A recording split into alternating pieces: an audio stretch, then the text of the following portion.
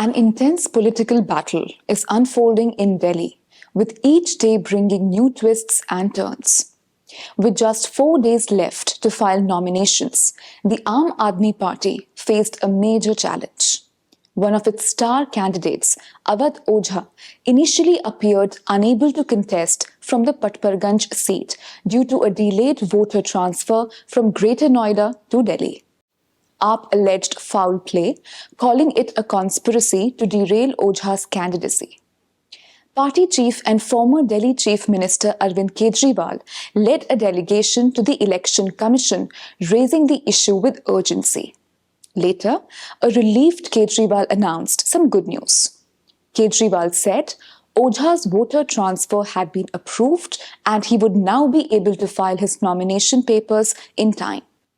The Patparganj seat holds significant value for AAP. The party won it 3 consecutive times.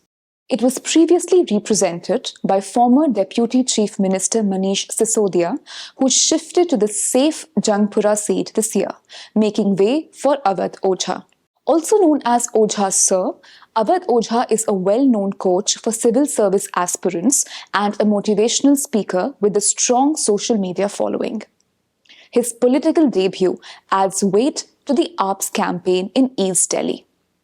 Had Ojha been unable to file his nomination, it would have disrupted AAP's strategy and forced the party to select a new candidate for the Patparganj seat. With his candidacy now secured, this constituency may now be a key battle to watch out for.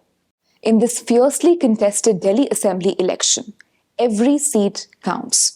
With just 3 weeks left until the polls, political drama continues to unfold daily.